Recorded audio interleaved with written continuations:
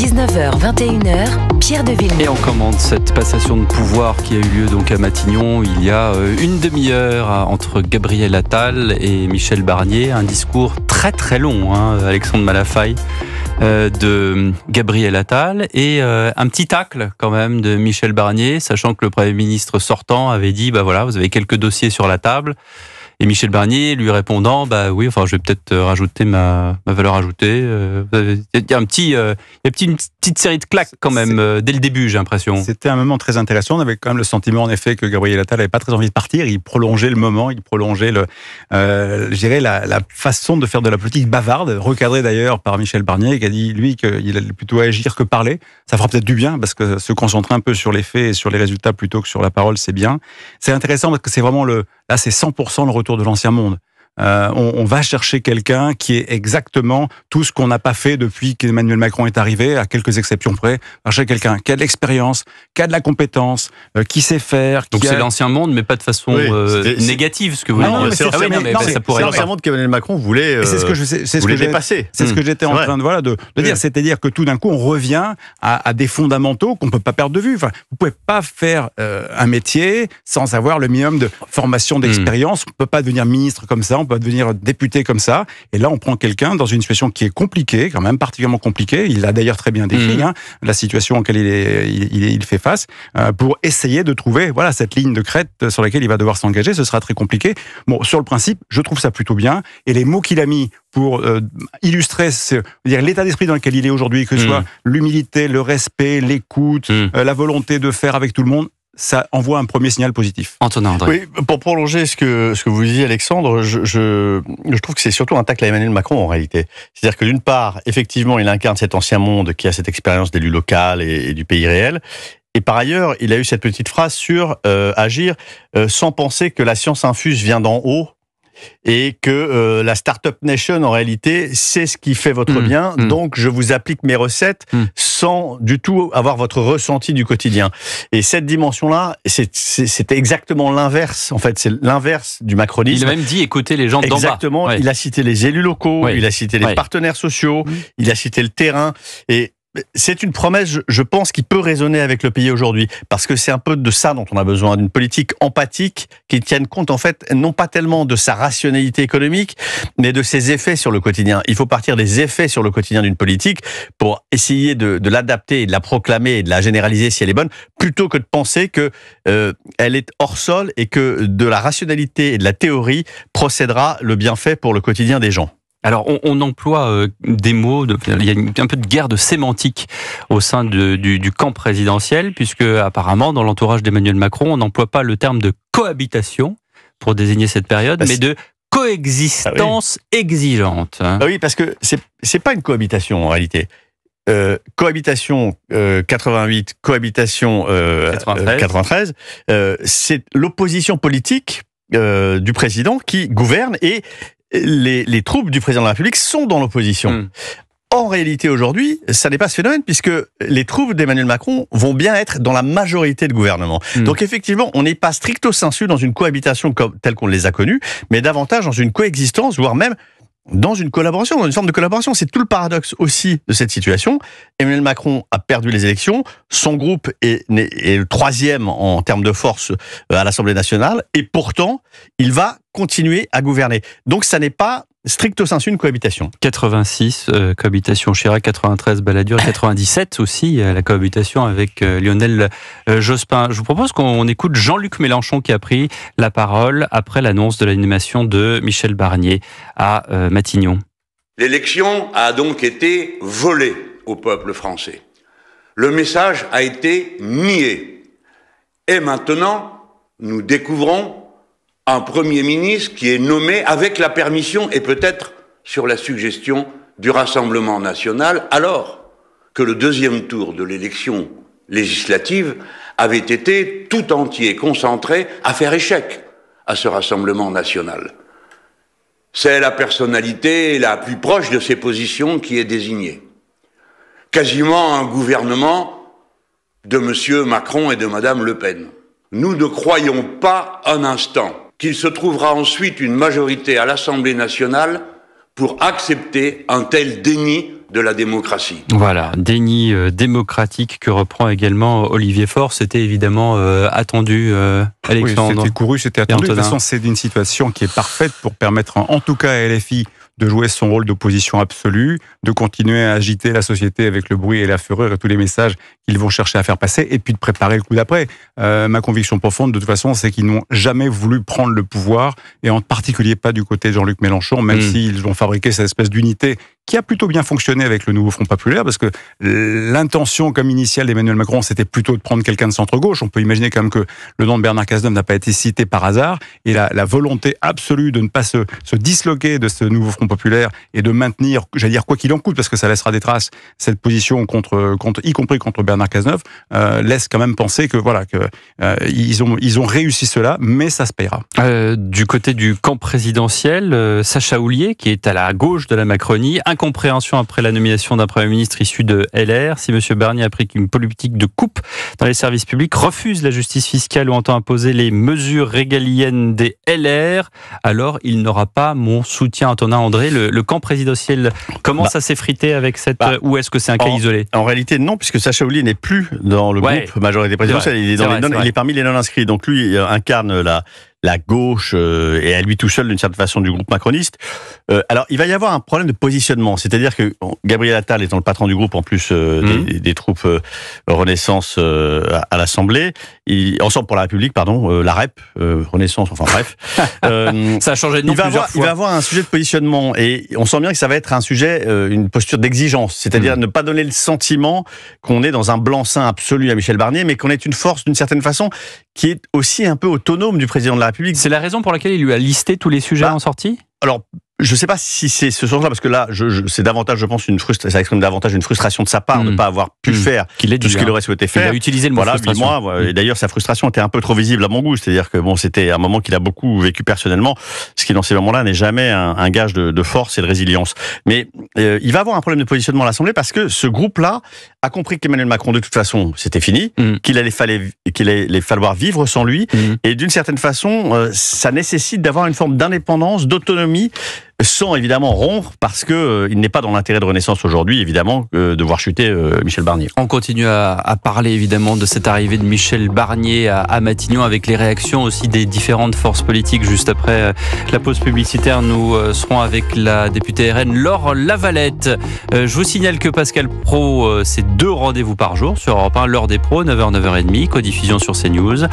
11h, 13h, Pascal Praud et vous avec ce numéro, bien sûr, que vous appelez 01 80 20 39 21.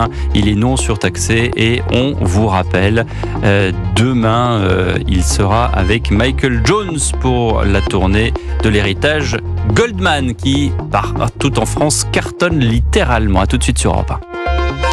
19h, 21h, Europe 1 Soir. Renault.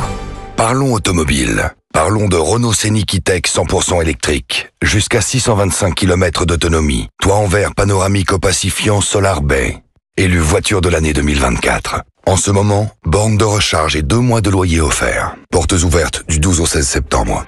Selon équipement, borne de recharge à domicile de 600 € hors taxe. 2e et 3e loyer offert. Offre à particulier du 1er au 30 septembre si accordiaque. Voir conditions sur Renault.fr. Pensez à covoiturer. Que vous soyez chien, chat, poisson, lapin ou même poule, tout ce qui compte pour Maxiso, c'est le bonheur de vos animaux.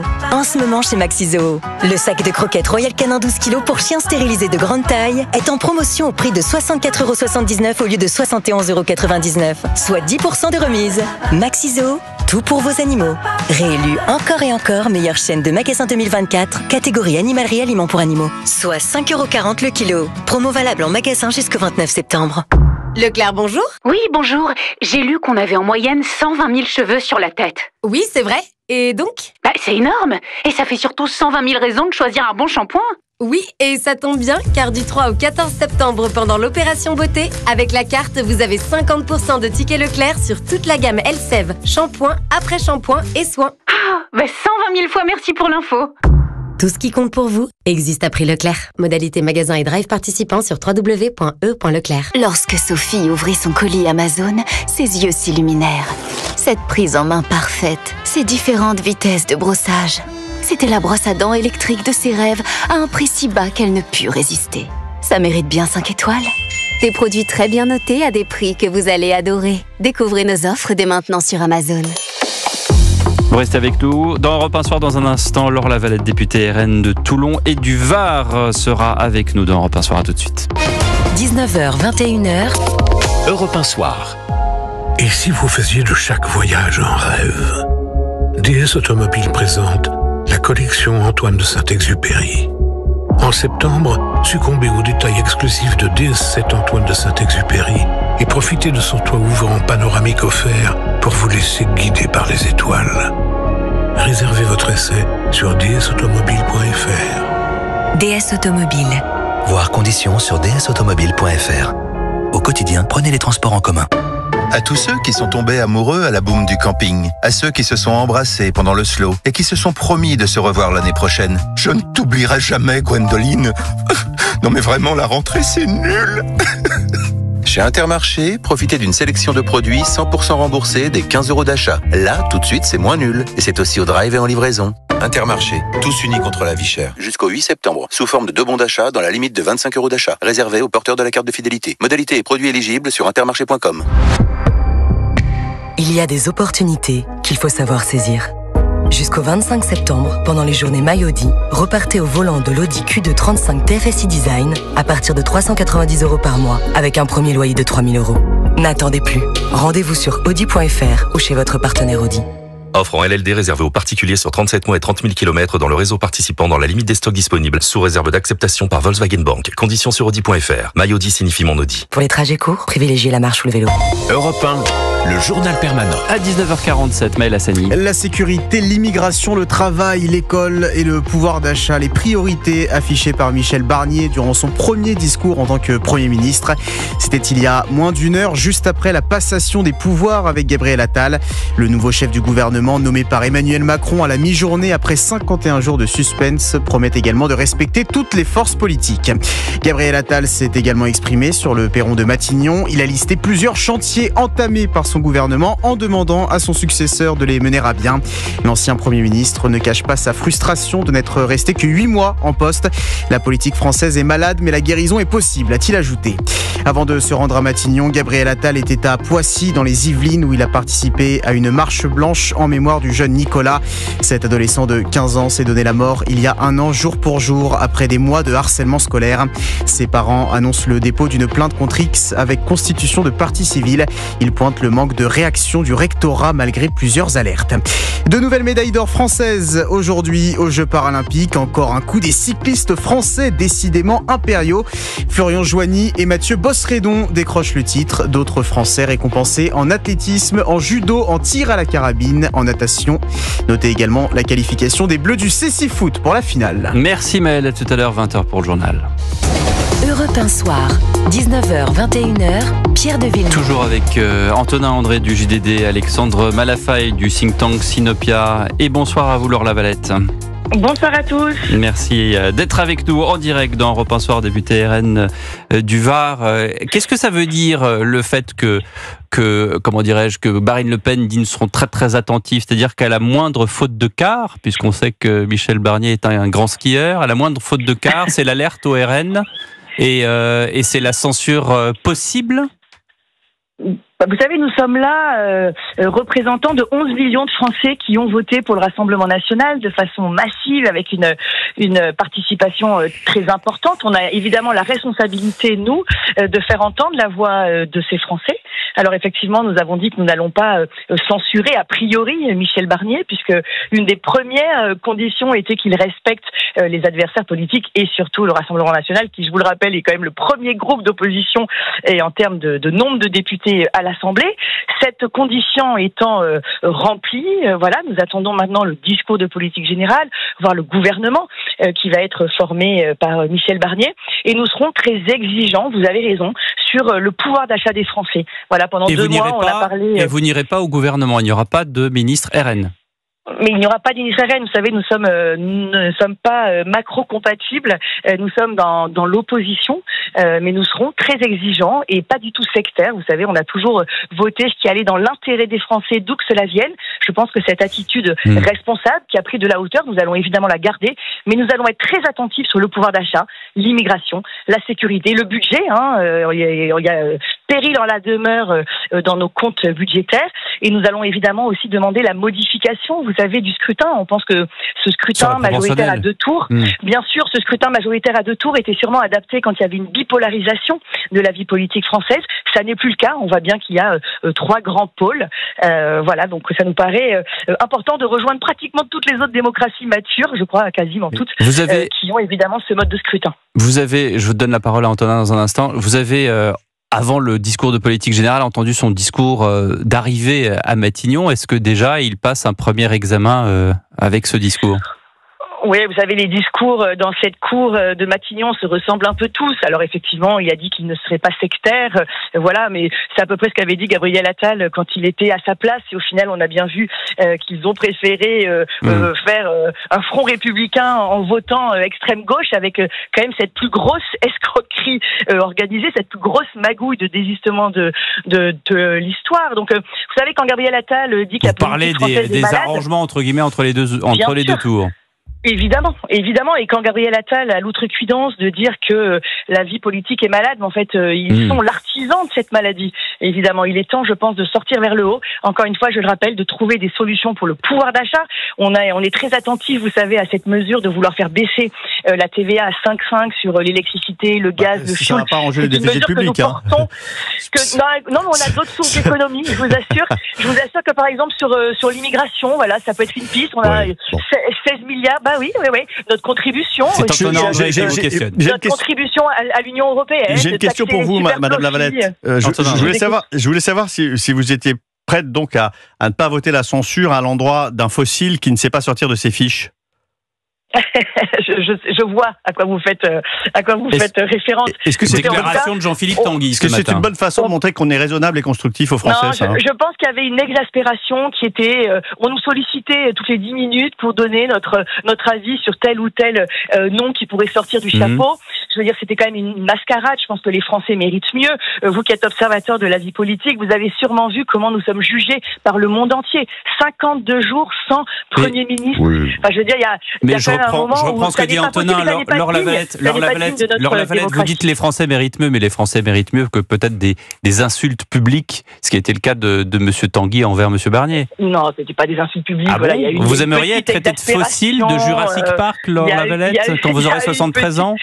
Il y a eu une petite exaspération, voilà.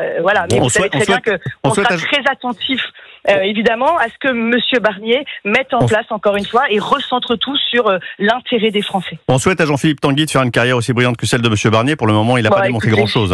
Alexandre Malafaille. Vous allez voir, il en a la carrure. Alexandre Malafaille. Quelles sont les lignes rouges qui pourraient vous amener finalement à sanctionner M. Barnier? Est-ce que ça peut être lié à la composition de son gouvernement? Est-ce que ça peut être lié à des mesures qui pourraient être des hausses d'impôts, ou le fait qu'on ne touche pas du tout à la réforme des retraites, ou le fait qu'on ne touche pas du tout au SMIC, ou au fait qu'on remette à plus tard le débat sur le scrutin électoral, la proportionnelle? Qu'est-ce que c'est pour vous la ligne rouge qui condamne le gouvernement? Ce qui est certain, c'est qu'on sanctionnera directement si dans ce gouvernement il y a une personnalité issue de l'extrême gauche. Ça, nous l'avons dit depuis le départ. On est très cohérent. On verra bien, j'espère bien.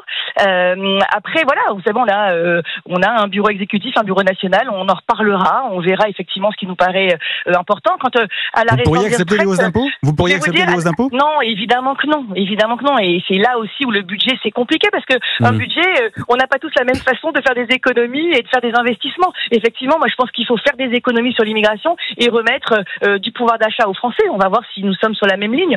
Et quant à la réforme des retraites, retraite, vous savez, c'est très intéressant. Nous avons la première niche parlementaire. Pour les gens qui nous écoutent, c'est une journée où la famille politique choisit les thèmes qu'elle veut mettre à l'honneur et qu'elle veut faire voter. Et l'abrogation de cette réforme des retraites avec un nouveau projet qui est le nôtre va être mise sur la table. On verra bien si ceux qui font beaucoup de bruit voteront effectivement l'abrogation de cette retraite, sachant que ça vient de notre camp politique. Ça sera intéressant de voir où est le sectarisme et où est le dogmatisme au sein de cette En tout cas, vous êtes d'accord, parce que vous avez un peu entamé le sujet, le travail parlementaire, je dis bien le travail parlementaire, pas seulement les sessions, risque d'être animé. Oui, enfin, il l'était déjà, hein, ça vous a pas échappé quand même que c'était. Non, mais parce que là, on parle d'apaisement.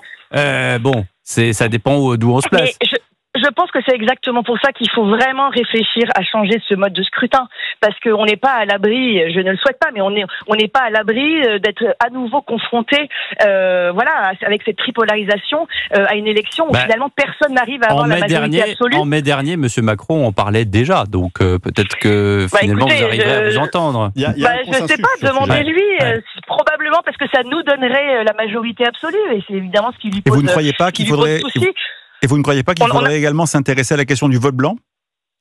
La vraie prise en compte du vote blanc ? Déjà, si on arrive à bien parler de la proportionnelle, à savoir quelle est la prime que l'on donne aux gagnants, est-ce que c'est 25% ? Je pense qu'il y a des vraies questions qui se posent. Ça éviterait encore une fois cette grande escroquerie. Vous savez, au soir du premier tour des élections législatives, ce score colossal quand même pour un parti, ça n'était pas arrivé depuis très longtemps, corroboré en plus le score magnifique qu'avait fait Jordan Bardella aux européennes. Vous savez, les Français, ils ont toujours les mêmes préoccupations. Ils veulent moins d'immigration, plus de sécurité, plus de pouvoir d'achat. Ils veulent pouvoir aller aux urgences de leur hôpital et pas attendre 8 heures dans un couloir. Je pense qu'ils ont bien compris que le Rassemblement national porterait évidemment ces sujets-là au sein de l'Assemblée nationale. Merci Laure Lavalette d'avoir été avec nous, et on continue d'envisager et de commenter cette arrivée de Michel Barnier à Matignon en deuxième heure avec Léon Desfontaines et puis deux personnes qui connaissent bien Michel Barnier, en l'occurrence Daniel Fasquelle, ça sera à 20h30, et Constance Le Grip à 20h40. A tout de suite pour le journal de 20h.